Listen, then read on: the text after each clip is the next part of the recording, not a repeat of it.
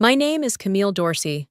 I'm 34 years old, a biomedical engineer, and the co-founder of Neural Track Systems, a company I helped build from my mother's final hospital bed. We started with one prototype and a single belief: that memory loss shouldn't steal a person's dignity. 12 years, 5 patents, and $60 million in valuation later.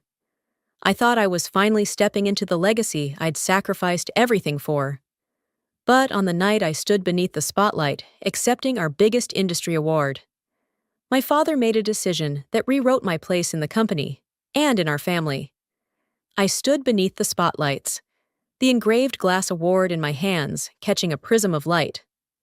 "On behalf of Neural Track Systems," I said into the mic, "we are honored to accept this year's Breakthrough MedTech Award." The crowd applauded, and for a moment, all the late nights, clinical trials, and patent rejections melted into pure, unfiltered pride. I searched for my father's face in the crowd: Russell Dorsey, co-founder, and until now, the company's steady hands. He gave me a proud nod, glass of champagne in hand. Griffin, my older brother, stood beside him, clapping politely. He looked sharp tonight, clean-shaven, tailored suit, but he had nothing to do with this milestone. Neural Track was born from my mother's decline, my father's desperation, and my engineering obsession. Griffin had been in Bali when I coded the first prototype on Mom's hospice nights. Back at our table, the mood was celebratory. Investors toasted, someone ordered more wine, and Dad stood to tap his glass. "I want to share a personal announcement," he said, drawing smiles of curiosity. "Tonight isn't just about Neural Track's success, it's about transition. I've decided to step down as CEO." I froze. "And I'm proud to introduce the company's next leader, Griffin Dorsey." The room clapped. I didn't. My body didn't move. I looked at Griffin. He smiled sheepishly, like he knew this was absurd, but not absurd enough to refuse. Later, in a hallway lined with sponsor logos, I cornered Dad. "What the hell was that?" I whispered. He sighed. "Griffin's been shadowing me for 6 months. We wanted to make sure he was ready." 6 months? I blinked. "You kept that from me?" "We needed to prepare quietly. You were focused on product. This was strategy." But I was more than product. I was this company's engine. And suddenly, I wasn't even in the driver's seat. I walked back into the ballroom, applause still echoing faintly, but it no longer felt like mine. By Monday morning, the applause from the awards gala had faded, but the aftershock hadn't. I arrived at the office at 7 a.m. Like always, I badged in, nodded to the front desk, and climbed the stairs 2 at a time, needing a sense of normalcy. But when I reached my desk, my screen greeted me with a sterile message: "Access denied. Contact administrator." I blinked, tried again. Same result, assuming a system error.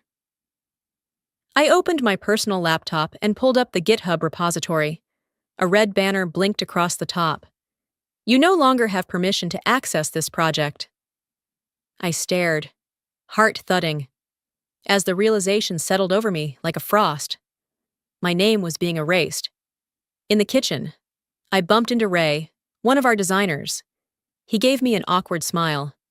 "Hey, check out the new marketing draft yet?" he asked, trying to sound casual. I hadn't, but I would. I walked down to the creative wing, Griffin's new domain, apparently, and grabbed a sample brochure from the layout table. There it was, a full-page photo of Griffin in a lab coat, arms crossed, under the headline, "A Founder's Vision, Redefining Cognitive Recovery." Founder's Vision?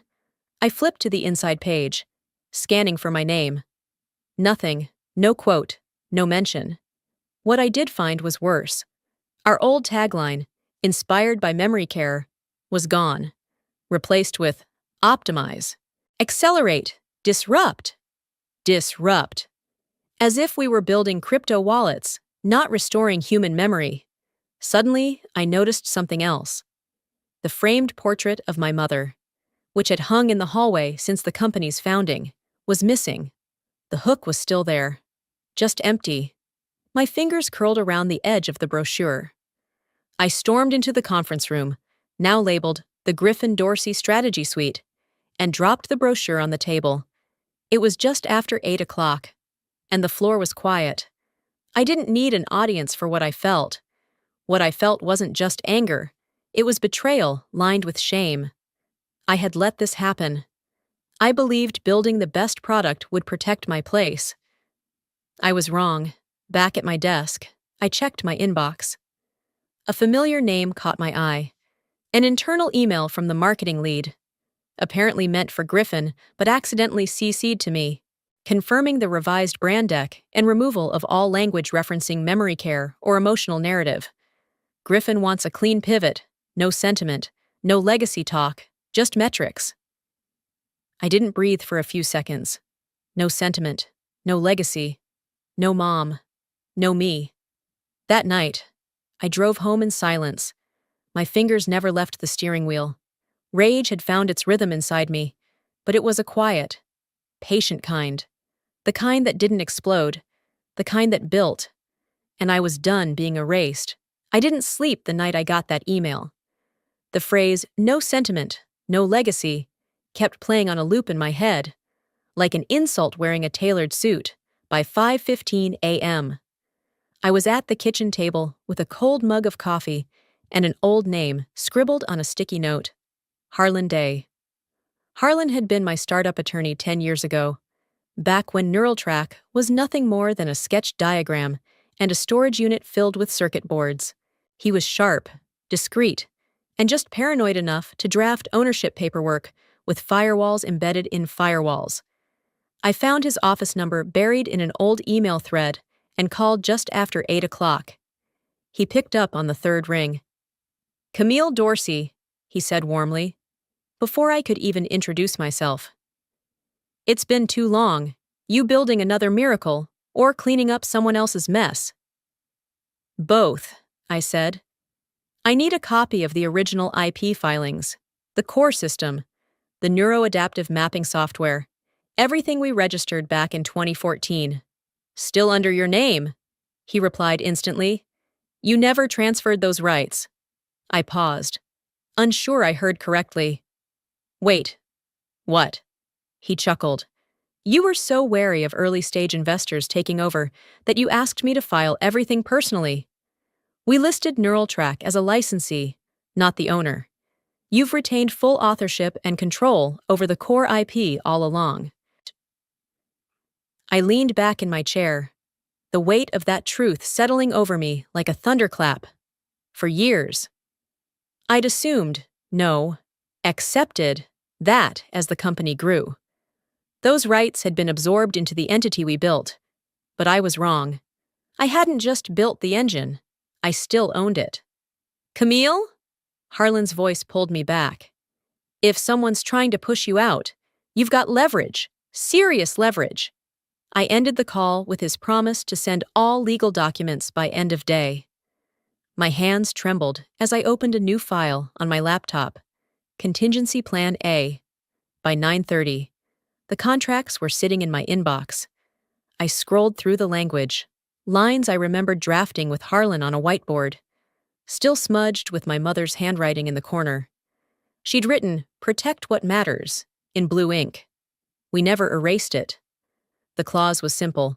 Licensee retains right to operate said intellectual property under condition of alignment with mission, as defined in Attachment B. I opened Attachment B. There it was. In my own words, to provide cognitive restoration rooted in dignity, especially for those impacted by memory loss conditions. Griffin had erased that mission, and by doing so, invalidated their license to use what I'd created. I stared at the screen. My breath came slow. They hadn't just pushed me out of the company. They'd stepped off the legal cliff without even realizing it. And I was holding the ground they were standing on. The first thing I noticed Tuesday morning was that my name had vanished. I hadn't been checking the company website regularly. Too raw. Too soon. But a recruiter friend texted me, "Hey, just saw Neural Track's leadership page. Thought you were still with them?" I clicked the link. Griffin's face greeted me at the top. Founder and visionary CEO. The caption read. Below that, 3 department heads I barely knew had replaced titles I'd helped build from scratch. There was no mention of me, no co-founder, no chief engineer, not even a special thanks. I stared at the screen until my coffee went cold, still hoping this was a miscommunication. I drove to the office, the same one where I'd spent 10 years building algorithms beside my father. The same one where Mom's old rocking chair used to sit beside my desk, back when I couldn't afford a proper chair. I swiped my keycard. Nothing. The red light blinked twice. No access granted. I pressed the buzzer. Reception picked up. Hesitant. Camille, I was told to have you wait downstairs until HR comes down. Do you want coffee? No. I didn't want coffee. I wanted my company back. 20 minutes later, Rhonda from HR handed me a neutral-colored folder and offered me that soft corporate smile used for firings and funerals. Inside was a revised consultancy agreement. I would retain the title of Legacy Advisor, with no executive access, no decision-making authority, and limited hours. There was also a fresh NDA to sign, tighter than the first one I'd drafted with our lawyer a decade ago. I didn't say a word. I just closed the folder and left. In the lobby, someone touched my arm gently. Camille? I turned. It was Ben Nguyen, a junior systems engineer I'd mentored during his internship. He looked uneasy. I shouldn't be talking to you, he muttered, eyes darting around. Then he slipped a small USB drive into my coat pocket. I thought you should hear it, he whispered. Griffin tried pitching the investors last week. It didn't go well. Then he walked away. That night, in the safety of my apartment. I listened. The recording was painful. Griffin stammered through technical specs, mispronounced half the acronyms, and froze when asked about system latency and memory recall models. At one point, an investor asked, "Wasn't this Camille's area?" Griffin changed the subject.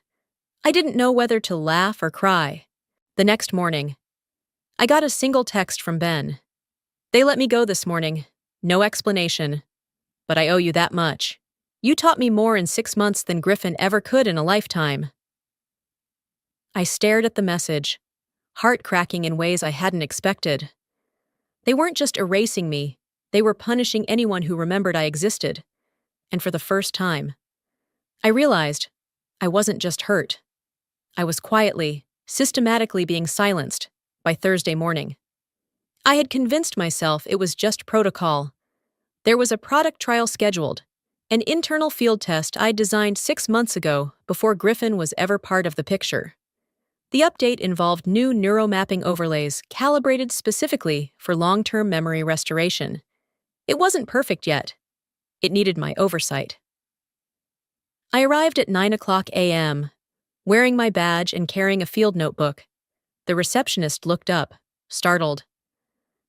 "Hi, Camille," she said carefully. "You're not on the access list." I blinked. "What? I can't issue a badge without executive approval. Do you want to wait while I page Mr. Dorsey?" I felt heat climb up my neck. Mr. Dorsey. As if that title didn't belong to my father for the past decade. As if Griffin hadn't just stumbled into it 3 weeks ago. "No," I said quietly. "I'll wait outside." I sat in the atrium like a guest in the house I helped build, watching junior engineers and product leads walk past me. Some too polite to meet my eyes, others just confused. After 30 minutes, the door buzzed open. A woman in a sleek navy blazer, someone I didn't recognize, smiled briskly. "Camille, right? I'm Heather. I'll escort you to the observation room." Observation room. As in, not the lab. As in, not the team. I followed in silence as she led me past the conference glass, where the trial was already underway. My algorithm flickered on the screen, running smoothly. My overlay, my decision tree logic.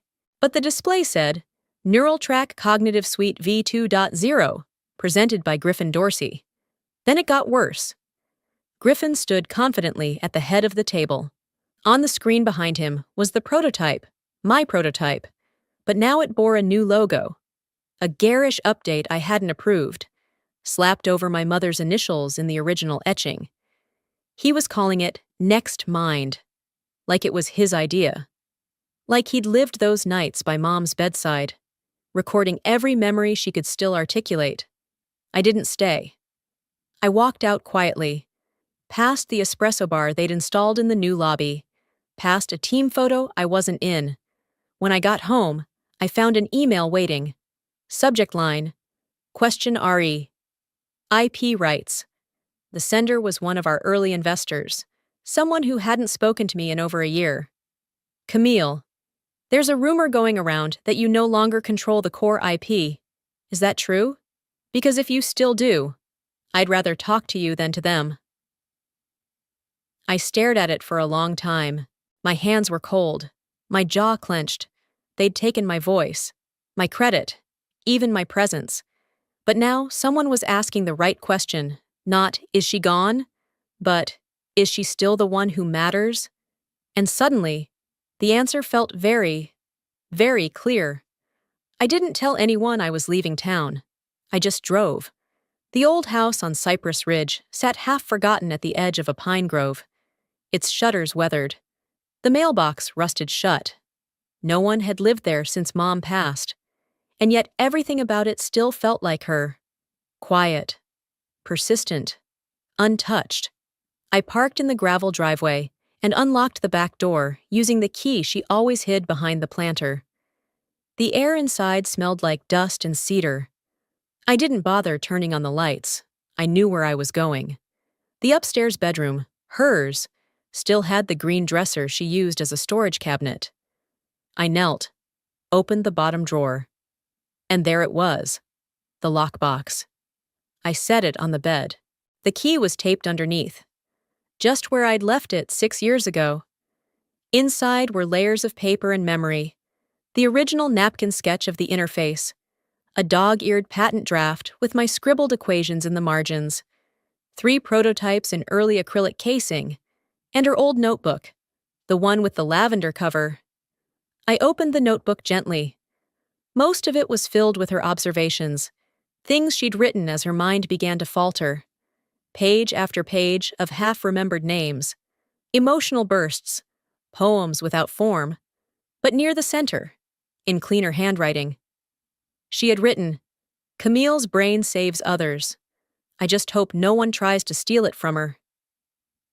My fingers froze. I reread that line 4 times. It wasn't poetic. It was prophetic. Griffin hadn't just stolen a company. He was trying to rebrand my mind. My mother's vision, our legacy. By 4:00 p.m., I was back at the dining table, laptop open, files from the lockbox spread around me like forensic evidence. No team, no whiteboards. Just me and the raw blueprints that had once lived only in my head. I pulled up a blank project folder and renamed it NOVA, Neural Optimization via Visual Algorithm.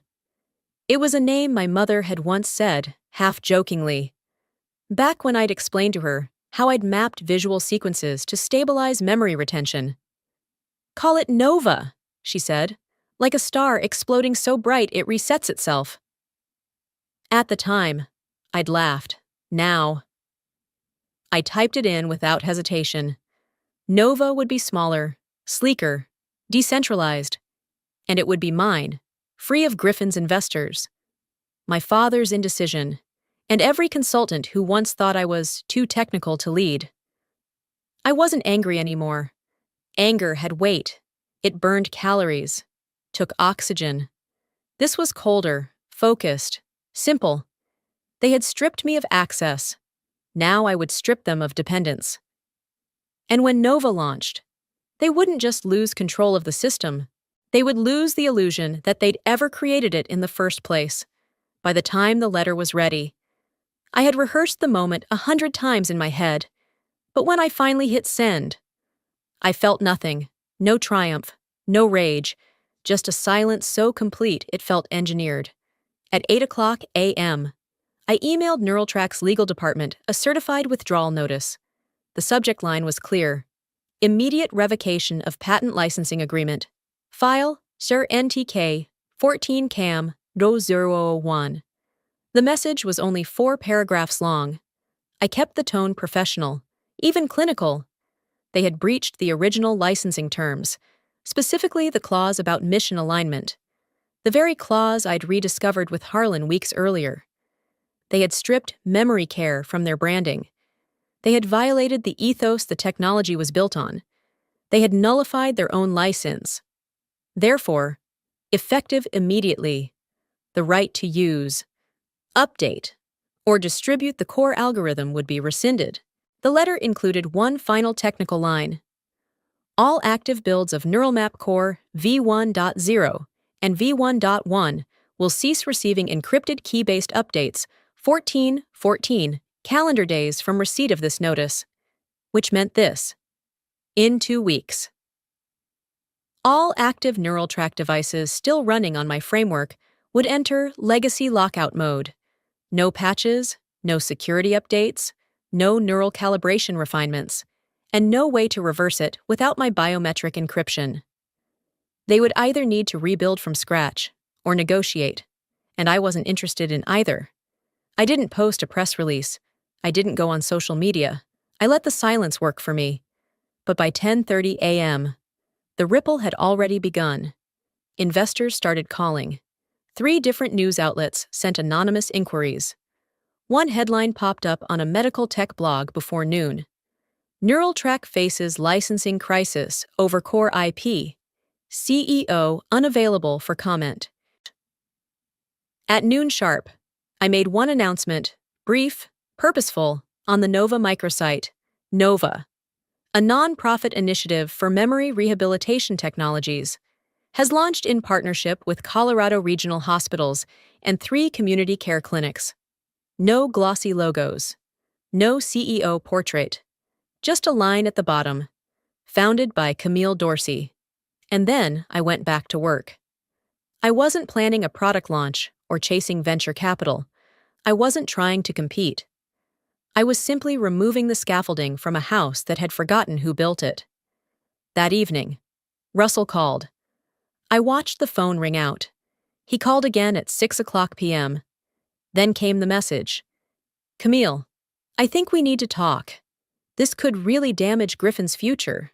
Maybe yours too. Please, just call me. But he was wrong. It wasn't about damaging anyone.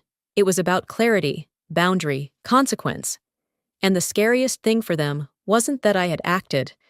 It was that I had done it quietly, with precision, without emotion. Because the moment I stopped needing their approval, I became the one they could no longer predict. The first tremor came on a Tuesday morning, exactly 5 days after the license revocation. Stockholders started calling emergency meetings. Investors, once eager to post selfies with Griffin at tech expos, now demanded written assurance that NeuralTrack's infrastructure was legally intact. There was none, because there was no license. By Wednesday, 2 hospital groups pulled out of upcoming trials. One investor tweeted, NeuralTrack's leadership needs to clarify who owns the core tech, fast. And by Friday, the headlines were impossible to ignore. Griffin Dorsey faces licensing crisis. Was IP ever in his name? I watched it unfold like watching a house slowly lose electricity. First the lights, then the heat, then the sound. Griffin tried to control the narrative. He scheduled a press conference, stood under fluorescent lights in a borrowed auditorium, lips stretched in a hollow smile. He opened with big words: growth, adaptation, next-gen pivot. But the questions came hard.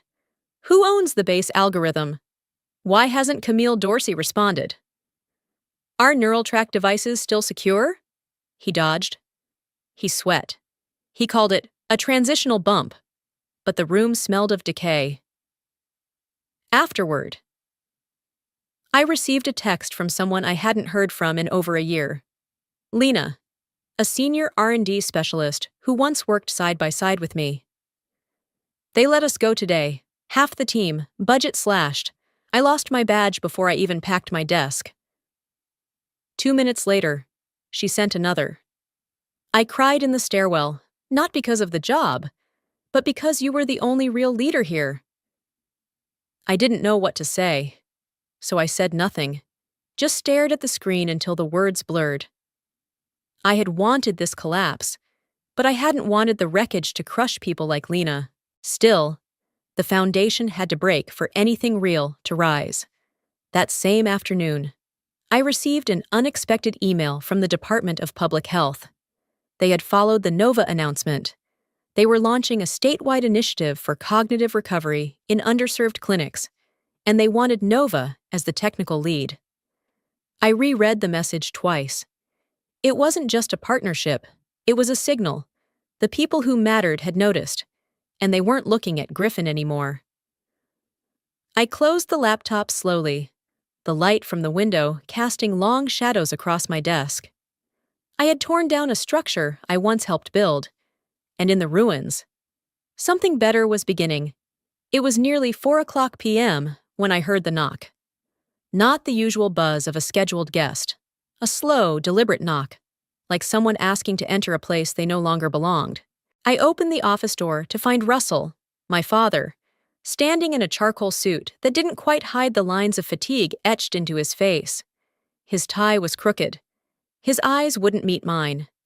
"Camille," he said, voice worn. "May I come in?" I stepped aside silently. He looked around the Nova workspace, sunlight filtering through clean glass. A single prototype on the display table. No plaques, no portraits, just function. "I need to talk to you about Neural Track," he began. "They're in serious trouble. Griffin's made questionable deals, equipment leasing contracts that shouldn't have been signed. They're down to 8 days of operating funds." I said nothing. He reached into his briefcase and pulled out a thin folder. "We're hoping you'll consider transferring back the IP license, or at least leasing it, just to stabilize the brand, keep the Dorsey name from collapsing." That word, name, cut deeper than he knew. I walked to the corner cabinet and opened it slowly. From inside, I retrieved a small glass case, housing the first prototype I had built for Mom. The shell was scratched, the wiring exposed, but the initials carved into the base were clear. MDD, Margaret Diane Dorsey. I set the case gently on the table between us. "You remember this, don't you?" I asked, voice even. "The one we made for her, together." His face softened. "Of course. That was ours, wasn't it?" He nodded. "Yes." I met his eyes, my voice tightening. "Then why did you give the next one away?"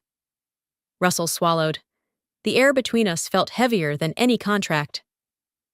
"I thought Griffin needed a chance. I thought you'd understand." "I did," I said, "until you decided he deserved what I built without ever earning it." He opened his mouth to respond, but I raised a hand. "This," I gestured around the room, "isn't revenge. It's reclamation.